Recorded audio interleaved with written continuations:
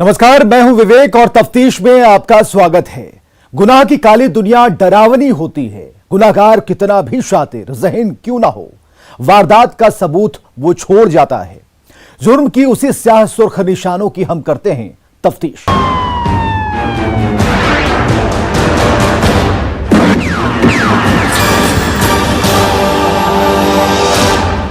रोहतास में गोपालगंज कांड रिटर्न से सनसनी है। रोहतास में 2 दिनों में 4 लोगों की मौत हुई, वहीं 2 लोगों की आंखों की रोशनी चली गई। रिपोर्ट देखिए। रोहतास में गोपालगंज कांड रिटर्न्स। 2 दिनों में शराब से 4 की संदिग्ध मौत, 2 लोगों की गई आंख की रोशनी। मेरा वो डीलर है सुदामा राम, वो शराब पीकर मर गया। और यहाँ दीपक सिंह, सत्यदेव सिंह जो हमारे निकटवर्ती गांव बहुवरा के रहने वाले हैं, वो भी शराब पीकर कर मर गए। एक भगवानपुर में अभी यहाँ पर आया तो यहाँ पर सुना कि एक वहाँ भगवानपुर में भी वो एक शराब पीकर कर मर गया। शराबबंदी वाले राज्य बिहार में शराब की तस्करी तो आम बात थी ही, अब तो शराब से मौतों का सिलसिला भी चल पड़ा है।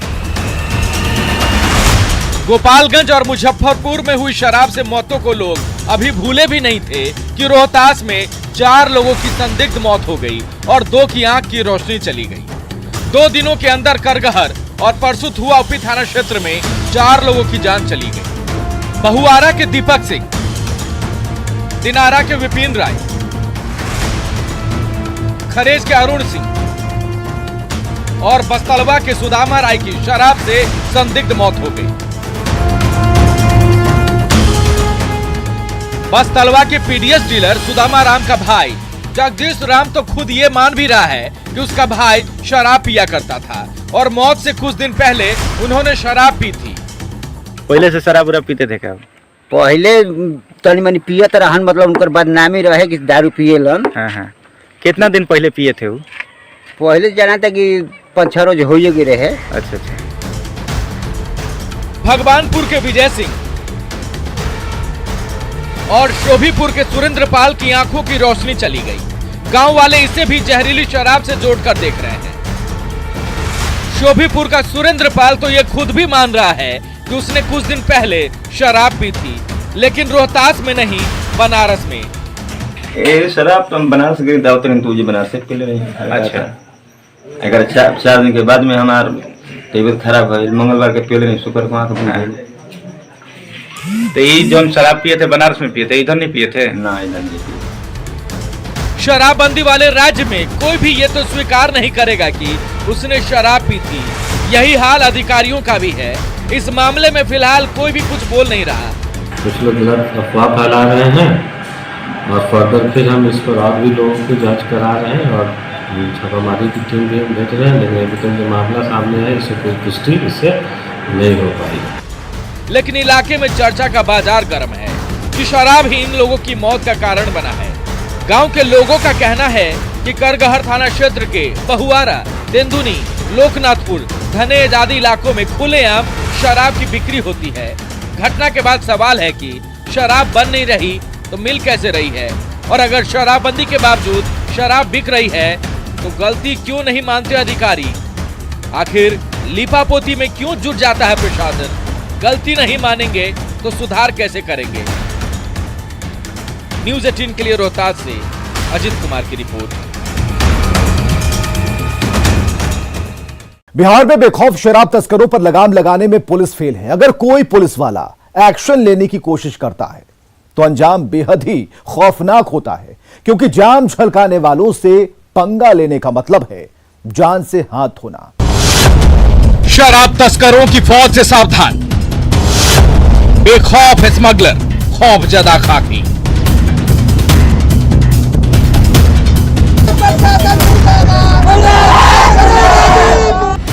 सीतामढ़ी में हुए मुठभेड़ से पुलिस महकमा सन्न है। जिस खाकी की खौफ से सब थर्राते हैं, वही खाकी बिहार में शराब स्मगलर से खौफजदा है। सीतामढ़ी के मेजरगंज में कार्रवाई करने गई पुलिस लहूलुहान है। सब इंस्पेक्टर दिनेश राम सर्वोच्च बलिदान दे चुके हैं, जबकि चौकीदार लाल बाबू पासवान अभी भी जिंदगी की जंग लड़ रहे हैं। मेजरगंज का कुआरी गांव अभी भी शराब तस्करों के खूनी खेल से दहशत में है।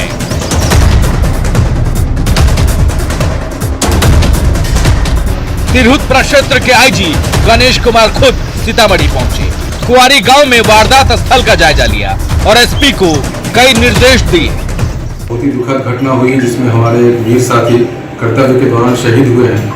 मैं इस पूरी घटना के सभी पहलुओं की जांच कर रहा हूं, किस प्रकार ये घटना हुई और इसमें जो भी दोषी हैं, एक व्यक्ति पकड़ा भी गया है, एक अपराधी मारा भी गया है और भी जो इस घटना में शामिल होंगे सभी गिरफ्तार होंगे, सभी के विरुद्ध कानूनी कार्रवाई की जाएगी और इस घटना के सभी पहलुओं पर हम लोग जाँच करेंगे। बिहार में शराब तस्कर किस कदर बेखौफ हैं, ये इन 3 तस्वीरों से समझ सकते हैं। 24 फरवरी को सीतामढ़ी में दारोगा की हत्या कर दी गई। 24 फरवरी को ही बेगूसराय में पुलिस पर हमला हुआ, जबकि 6 सितंबर 2020 को पटना में दारोगा को पीटा गया था।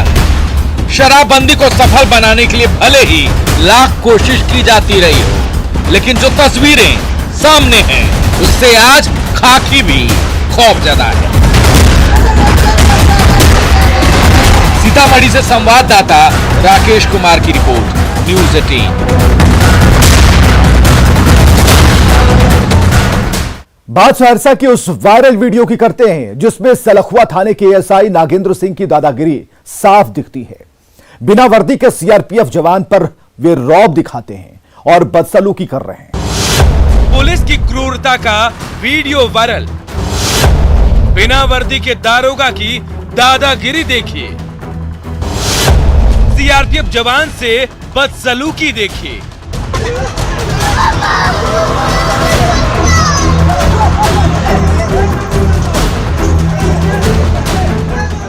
सहरसा के सलखुआ में पुलिस की क्रूरता का वीडियो वायरल हो रहा है।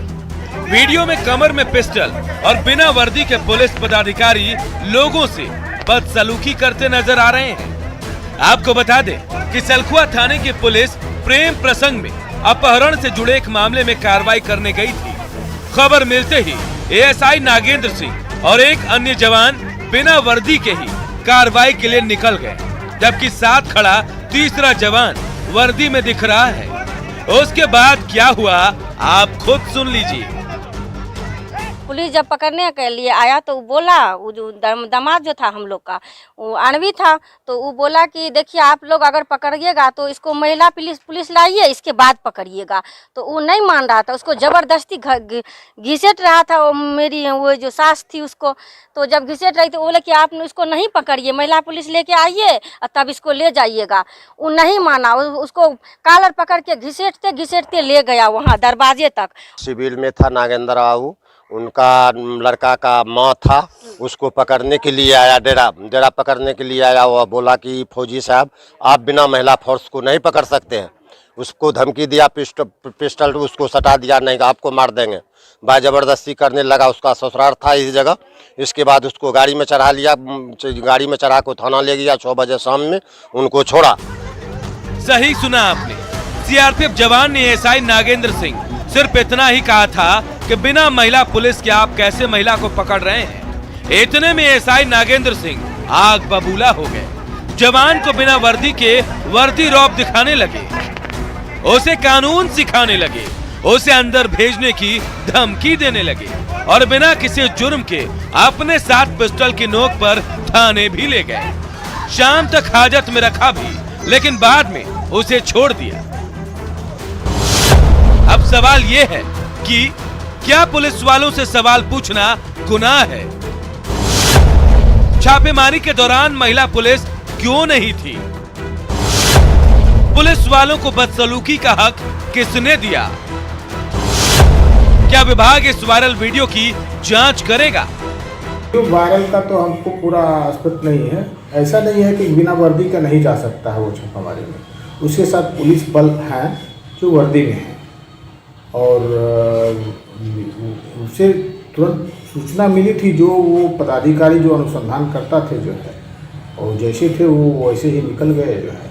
इसी क्रम में ये मामला हुआ। कोई जवान है या नहीं या पुलिस को पता नहीं चलता है जो है ना। वो वर्दी में है जवान, वो वह छापामारी करने जाती है तो वो अभियुक्त के विरुद्ध जाती है।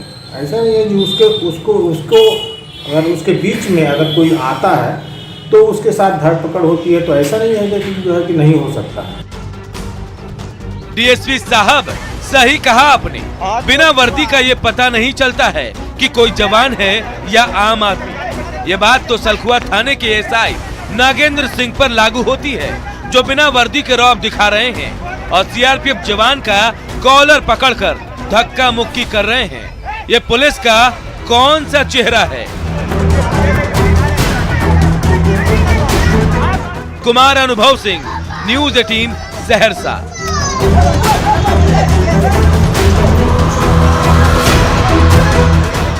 यहां रुकेंगे एक छोटे से ब्रेक के लिए।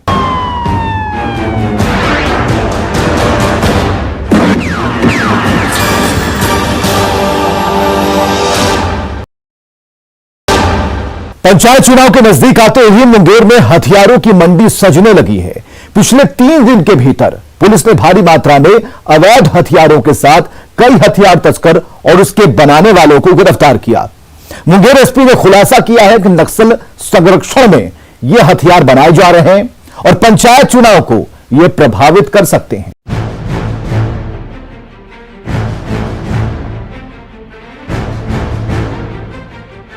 ये हथियारों का जखीरा बिहार के कोने कोने में पहुंचने के लिए तैयार था। हिंसा को अंजाम देने के लिए इन हथियारों की डिलीवरी होनी थी, लेकिन पुलिस को भनक लग गई और हथियार से हिंसा करने की साजिश नाकाम हो गई। गिरफ्त में आए 2 लोगों ने खुलासा किया है कि वो पहले भी हथियारों को पटना और दिल्ली में डिलीवरी कर चुके हैं और इन हथियारों को भी वो मुंगेर के बाहर सप्लाई करने वाले थे। ये शनिवार से लगातार अच्छी उपलब्धियां हुई हैं। शनिवार को श्यामपुर थाना क्षेत्र में जो ऋषिकुंड के जंगल पड़ते हैं, वहाँ पे एक मिनीगन फैक्ट्री का एसटीएफ के सहयोग से उसका उद्भेदन किया गया था, जिसमें एक अरेस्टिंग भी हुई थी। पहाड़पुर गांव का अभियुक्त है और काफी भारी मात्रा में बेस मशीन्स, अर्धनिर्मित और निर्मित पिस्टल्स और अन्य सामान उसको बरामद किया गया था। चुनाव से पहले मुंगेर में हथियारों की मंडी सज जाती है। देश के कोने कोने में यहाँ के अवैध हथियार पहुँचते हैं और जब बिहार में ही पंचायत चुनाव हो रहे हैं तो एक बार फिर मेड इन मुंगेर की डिमांड हाई है और इस डिमांड को लेकर हथियारों की अवैध मंडी में चहल पहल है। निश्चित रूप से क्योंकि पंचायत चुनाव एक वृद्ध बंदोबस्ती है और बहुत संवेदनशील रहता है और इसमें बहुत क्लोजली फॉट कॉन्टेस्ट होता है, तो इस संभावना से इनकार नहीं किया जा सकता है कि पंचायत चुनाव में भी आपसी वैमनस्यता में इनका उपयोग किया जा सकता है। इसलिए हमने अभी से ही अभियान चलाना शुरू किया हुआ है। रिहायशी इलाकों में पुलिसिया दबिश की वजह से अवैध हथियारों का निर्माण अब जंगलों में शुरू हो गया है और जंगली इलाके हथियार निर्माण का नया जोन बनने लगे हैं। हथियार निर्माण में नक्सलियों की संलिप्तता के साक्ष्य तो पुलिस को अब तक नहीं मिले हैं, लेकिन गिरफ्त में आए नक्सलियों के पास से मेड इन मुंगेर हथियारों की बरामदगी जरूर हुई है।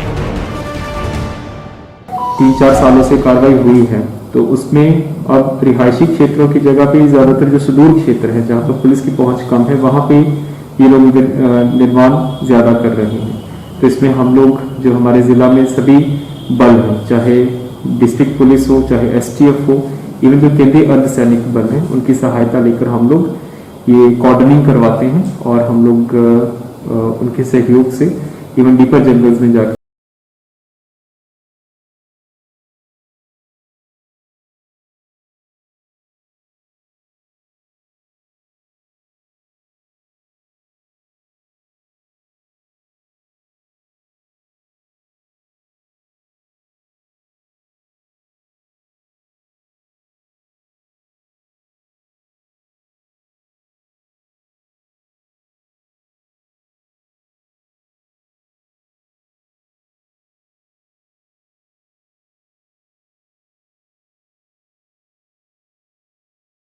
पुलिस ने एक सीरियल रेपिस्ट को गिरफ्तार किया।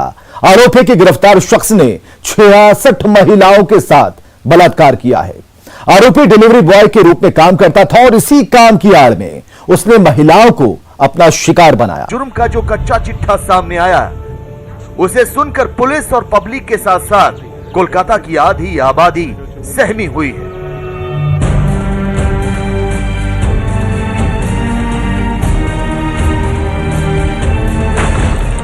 नाम विशाल वर्मा, उम्र 27 साल, पेशा डिलीवरी बॉय।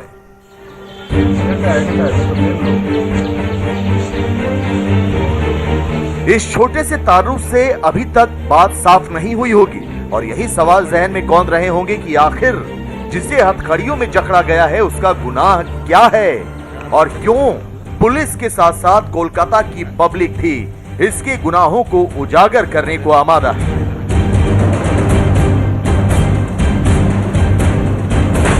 हुगली का सीरियल रेपिस्ट, जुर्म का डिलीवरी बॉय,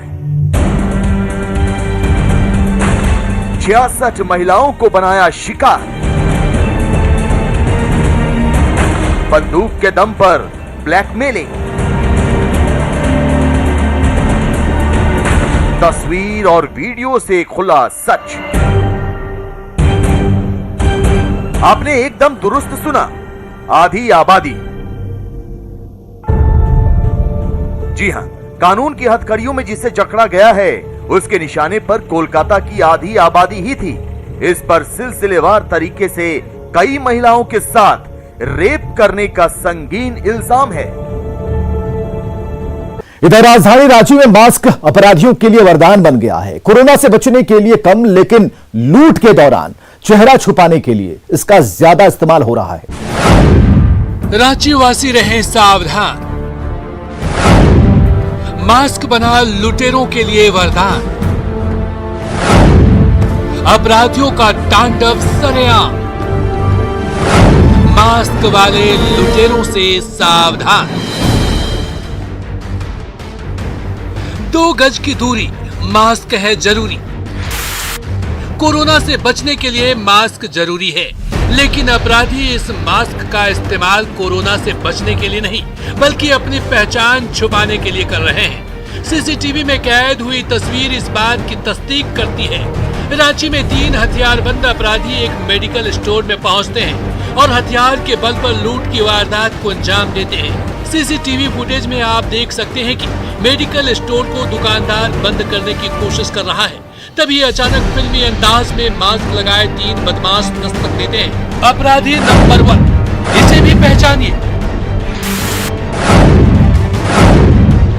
अपराधी नंबर 2, इसे भी पहचानिए। अपराधी नंबर 3। मेडिकल स्टोर में तीनों अपराधियों की एंट्री होती है, फिर शुरू होता है इनका तांडव। हाथ में हथियार देखिए, दवा दुकान में खौफ का माहौल देखिए। देखिए ये अपराधी कैसे हथियार की नोक पर लूट की वारदात को अंजाम दे रहे हैं। कैश बॉक्स में ज्यादा पैसे नहीं होने की वजह से वे 6000 रुपए ही लूट पाए, लेकिन जाते जाते अपराधियों ने दहशत फैलाने के लिए फायरिंग की, जिसमें एक स्टाफ घायल हुआ है। लूट की ये पूरी वारदात मेडिकल स्टोर में लगे सीसीटीवी में कैद हो गई है, जिसे पुलिस खंगालने में जुट गई है। एक बार फिर से रांची पुलिस इन अपराधियों को पहचान ले। अपराधी नंबर 1, अपराधी नंबर 2,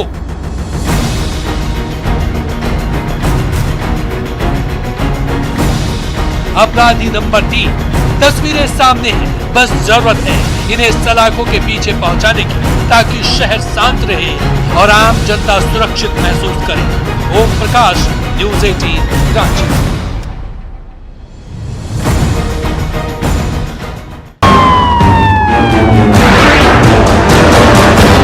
इस स्पेशल शो में इतना ही और कल फिर कुछ और गुनाहों की हम करेंगे तफ्तीश।